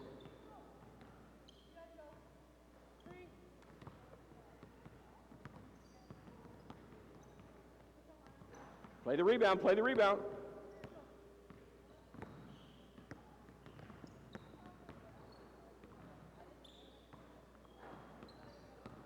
And stop. Now, I don't have time to show today. I'll show some tomorrow, some of the other reads off this. But there's a lot of great things off this that we can work on besides just always the pitch. So we have to be prepared. Remember I talked about executing in the storm? You have to be prepared for all the defensive ways the other team might play. And if you let them just do the same thing over and over, you're not preparing them for the storm. Because in the storm, the other team's going to scout and take that away. So you have to have other ways to play it. Okay? We won't do that right now, but think about that tomorrow. If I forget it, remind me and I'll show you. Now we're working on a get. Ball's at Abby. Abby, play in the ball side post first. Forward again.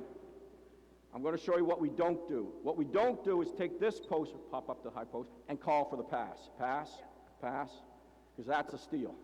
Because I'm going to stay with her on the strong side. Help side. Yep, you blast to the top of the swing. If I'm in here as the low I, blast. Now I got a decision. Am I staying as a low I or am I denying her? She's most likely going to be open, and what it does is it also clears out help defense. Okay, so we're running our gets always from a forward from the offside. With younger players, just have somebody flash from the offside. And all a get is Abby, what's the signal for get? You remember? What was our signal for get last night? Oh, you weren't there. Were you there? What was the signal for a get? What's the signal for a get? Olivia? And you call her name. Abby, Abby, Abby! That's a get. This is a pick. Handoff is like a nod in your telling her. So show us your get. There, pass, and you're sprinting to get it back. Now freeze. Here's why we like gets. Both of these players are live dribblers now. Both of them are live dribblers. And one of the best things is the fake get where Abby sweeps it and pivot, and now she's one-on-one.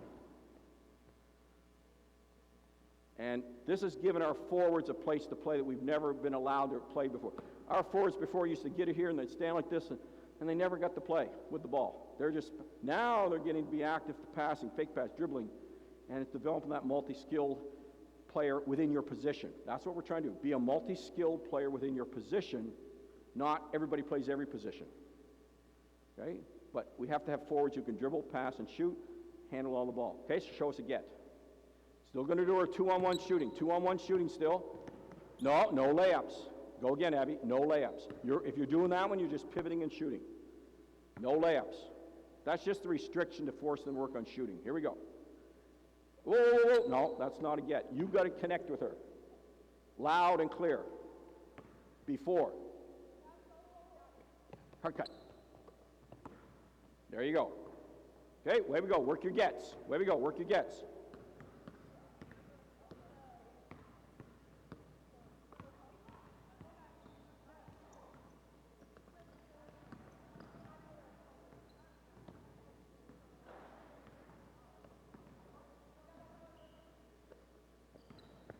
That's right. She goes under Martha, stop and shoot. Play cat and mouse.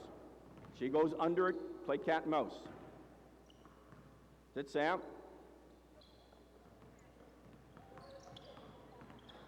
Holly, you'd rather, Holly, front pivot if you can.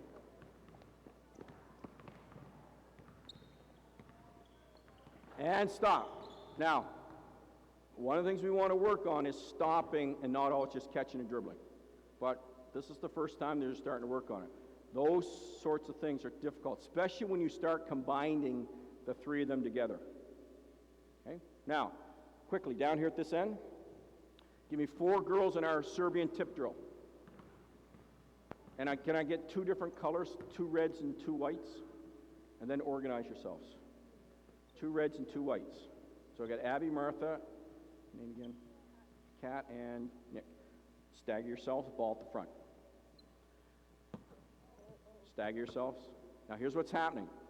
You're doing continuous Serbian tip. So Martha, you got to get the end of the line. When I say go, offense, defense. Now you got to decide, am I breakout, am I long banana, am I goalie, am I putting all those things together? And I'm going to freeze you partway through. Here we go. Serbian tip, go. Okay, freeze, excellent. Nikki, that's what I want. I want to do it in the air. Girls, you can do this. Don't always have to land. Learn to train, let them land on balance. I call it, if you Google Rockhopper penguins, this is how Rockhopper penguins, they would make good rebounders and good shooters because they got that elastic ankle jumps. So we need to be Rockhopper penguins and get it up in there in the air. Ready, go. Oh no, we're not volleyballing, but you just catch and shoot. That's it, that's it. Go! Oh, freeze, freeze, freeze. That was not explode. That is not a positioning. You are exploding. Okay? Especially you see another guard has it, get on the floor. Here we go. Let's start again. So I'm going to fix positioning every time. We're going to fix positioning every time. Here we go. Go! Director to the side, director to the side. And freeze, freeze. Now, right now we have to recognize, right back here, Kat, we have no longer in explode or explore. We are now into execute because we have no advantage. There is no advantage right now. In fact, it's probably a disadvantage because we were taking the ball across half, okay? So we need to be calling out something right here. Before the ball crosses half, we have to be communicating that we're in an execute. We can't wait till we get down there, move it around for a while, and then say, oh, let's run something. We've wasted 6 seconds. So we have to be calling it. And the simplest way is, if all the defenders are back, we're in execute. If somebody's behind, we're still in explore. We're still playing penetrate, kick, find open players. And even with little players, I think you can start to work on this. So now we've got to run a 2-player action. You've got to run your pick, your handoff, or your get. You understand? And you've got to be connecting with each other. Play. Here we go.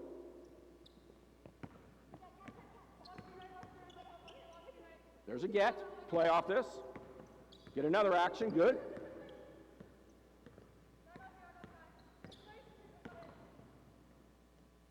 Play, Martha. Play, play, play.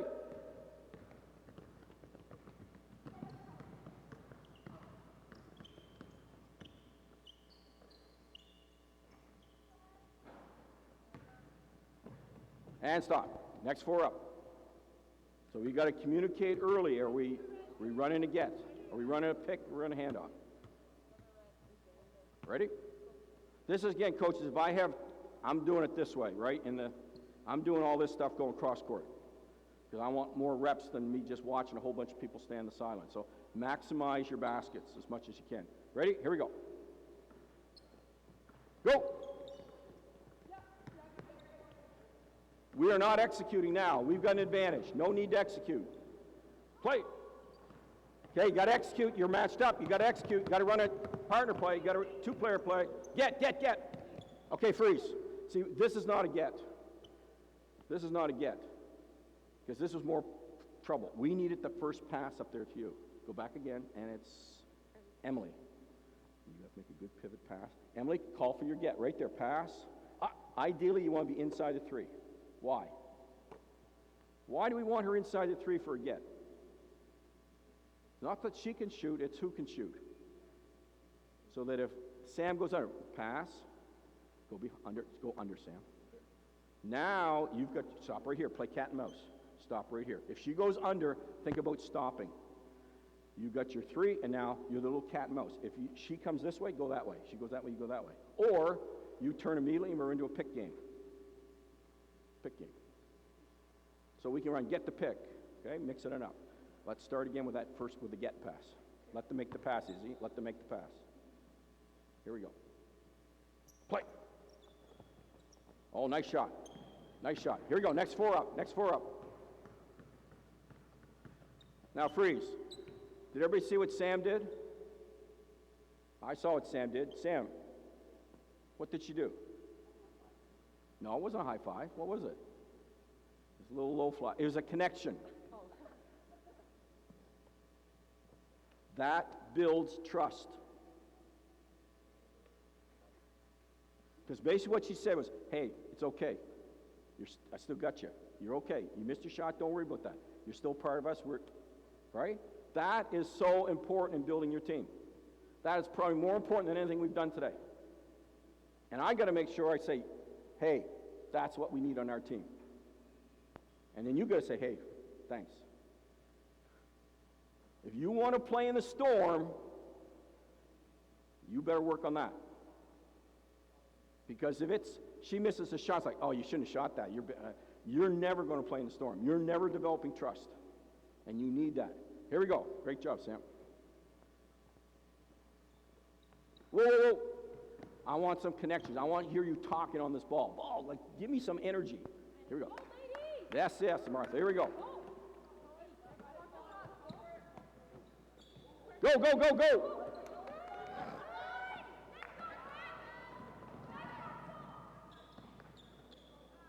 We need to execute. We need to execute.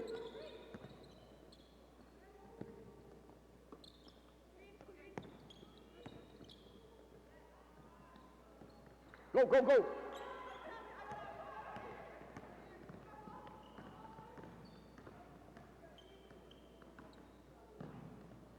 And stop. Okay? So, again, this is their second day starting to work on some of this stuff. What is their go-to in two-player basketball? Pick. Okay? Now, if that was working, that's okay, but I have to keep challenging them to try to get out of their comfort zone. So I may put a rule in, no picks. Right? And that's what that's how I do my games, to make them, force them to use other options. Or if you use a pick and go right, can't use picks to go right. Mix it up, find ways to get them out of comfort zones. Okay? And I find the easiest ways to build in violations at this age. Build in violation, and don't make a big speech. Say, violation, going the other way, other team's ball. Okay? And they pick up on it pretty quick. Younger players, you have to stop a little more and explain and teach a little more. Okay? So ladies, thank you very much. I will see most of you tonight, am I right? Looking forward to it. We're going to be building on this. Thinking about your gets. Oh, let's do a debrief. Partner up. Here's the question. What's the one thing that you think you've got to do a better job on tonight in our two-player action? And don't give me fluff. I want to paint a picture like Martha did last night. I want a picture. No fluff. Talk. Where you go? What's the one thing? So when we do debriefs, I don't talk to the whole team. I want them to partner up. I want every voices and minds engaged. If I just ask a question to the entire group, who answers the question all the time? The same person. And there's some players who never have to engage their minds their whole basketball career, because the senior player, the captain, does all the talking, and they're just standing there like, yeah, what's on for supper tonight? And oh, I can't wait to get home. And they're not engaged. But when you make them partner up, they're engaged. The second thing is, watch how I'm going to not accept fluff.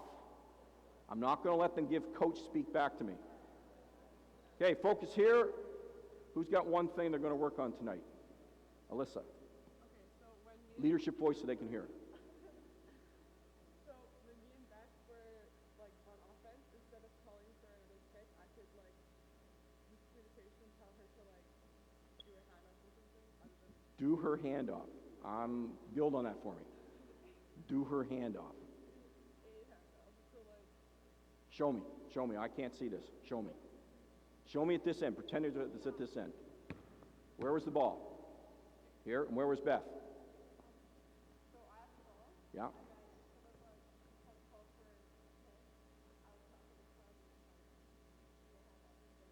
Show me. Don't tell me. Show me.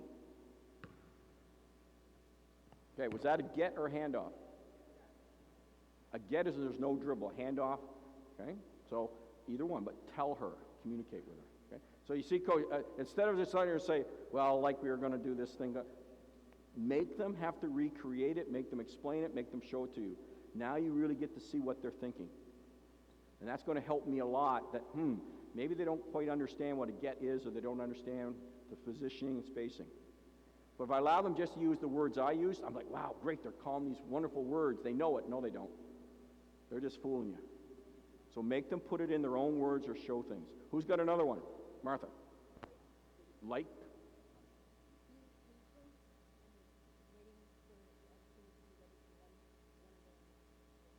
Do everybody agree with that? Anybody want to challenge that? I'm like waiting for things to be set before you know. Waiting for things to be set. All the little things are like put together before you like ask them. How do you make sure things are set? How do you know when things are set? Nick, one voice. Nick. Ooh, what's that? I never heard that word before. What does that mean? Like talking and communicating, and eye contact. Oh, eye contact. So I got to look at that person. Okay, that'll help. Yeah. What else? Give me an example of some signals that you might use to connect with someone in that situation. Okay, good. So that means what? Olivia? Pick. What's it? Or a screen? Is that a screen? Oh, there's a difference between a pick and a screen. What's the difference? Okay. Vocabulary is very powerful, coaches. Very powerful. You have to have words that you can communicate on the fly, in the storm, so they can execute. You don't want to be in the storm playing in Spain, for a chance to go to the semifinals, and you're saying, run a screen, and you meant a pick. Well, coach, I thought you said, I'm not saying that happened, but you have to have a word that, or this has to be very clear, because you're not talking in Spain. You're not saying a word. It's like, you have to have signals, okay? And I would challenge, even at the high school level here in Manitoba, you probably need some signals late in the game, okay? Because you just don't have a chance to communicate. Thank you very much again, girls. I'll see you tonight. I'm on again tomorrow. I can take maybe one question right now, but I plan tomorrow to give lots of time for questions. Any quick questions right now? If not, yes? Player game that we're working at. Do you ever restrict the court? Yes, definitely. They have, like, mid-court? I put a restriction on them at first where it had to be a shot, right? So that was a type of restriction. They couldn't roll to the basket. A lot of times I'll do that in just two-player games, so because there's no tag person or help on the defense. So, or you got to play out this area, or we're playing out a swing and wing, like yes. Yeah, very important. The other thing I'll do is I may put an extra player in as a guide that they can always use for a pass as a release, and then they keep playing. And I can show that a little tomorrow. We're going to get into the three-player game, which involves screens tomorrow. How do we execute with screens? Okay, so we've introduced the two-player action, then we'll introduce the three-player actions.